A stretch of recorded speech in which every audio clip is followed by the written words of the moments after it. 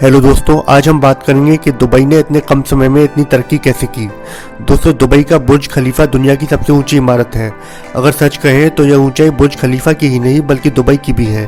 Dubai बहुत कम समय में विकास करता बुर्ज खलीफा बन गया है। दोस्तों, किसी और देश ने इतने कम समय में इतना विकास नहीं किया है। दुबई में 30 साल पहले तक सिर्फ धूल उड़ती नजर आती थी। आज वहाँ सबसे अच्छी सड़कें और अत्याधुनिक मेट्रो दौड़ती नजर आती है। जहाँ कभी दूर दूर तक कोई 1 या 2 मंजिला मकान दिखाई देता था, आज वहाँ शानदार गगनचुंबी इमारतें खड़ी हैं।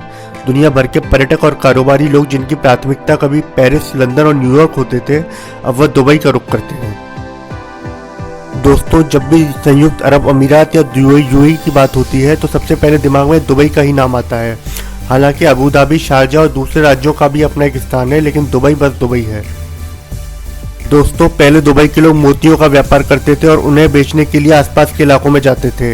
इसी तरह अन्य व्यापारी भी दुबई आकर अपना माल बेचते थे। यह क्षेत्र एक व्यापारिक नेटवर्क बन गया था और कुवैत या बसरा के व्यापारी भारत के केरल या गुजरात जाते हुए दुबई में जरूर रुकते थे। मोती के व्यापार से अमीराती लोगों को बहुत फायदा हुआ, लेकिन जब जापानियों ने आर्टिफिशियल मोती बनाने का तरीका खोजा तो अमीराती मोतियों की मांग धीरे धीरे कम होने लगी और ये उद्योग कम होते होते लगभग खत्म हो गया।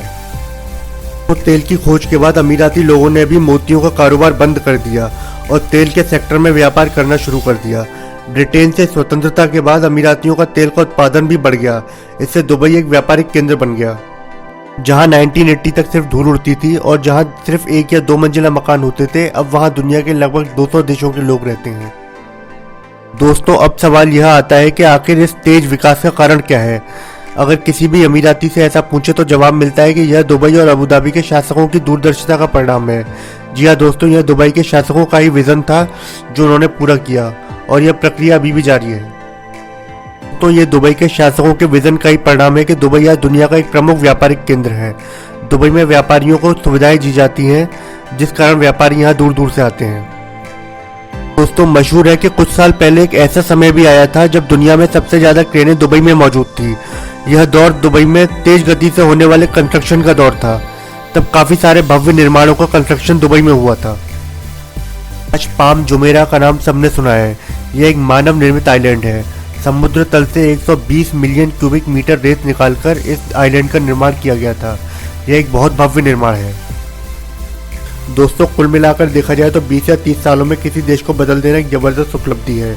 दुबई एक वित्तीय केंद्र बन गया है, एक रीजनल पावर हाउस बन गया है, बंदरगाहों को आधुनिक स्तर पर बनाया गया और बुर्ज खलीफा जैसी आधुनिक इमारतों का निर्माण किया गया। तेल के सेक्टर में भी ये विश्व का एक प्रमुख उत्पादक है। यह पर्यटन स्थल भी है और मेडिकल हब भी इसे बनाया गया है। दुबई ने पिछले कुछ वर्षों में एक बेहतरीन इंफ्रास्ट्रक्चर बनाया है। दोस्तों, आज दुबई एयरपोर्ट दुनिया का सबसे व्यस्त एयरपोर्ट है। दोस्तों, संयुक्त अरब अमीरात को दुनिया से जोड़ने में इसकी राष्ट्रीय एयरलाइन एमिरेट्स ने भी अहम भूमिका निभाई है। ये एक बेहद उम्दा मानी जाने वाली एयरलाइन है। दुबई चुंबक की तरह लोगों को आकर्षित करता है। इसका एक कारण इसका बिजनेस फ्रेंडली वातावरण भी है। आज दुबई दुनिया का एक प्रमुख व्यापारिक केंद्र बन गया है। दोस्तों, अगर वीडियो अच्छा लगा हो तो कृपया चैनल को सब्सक्राइब करें। धन्यवाद।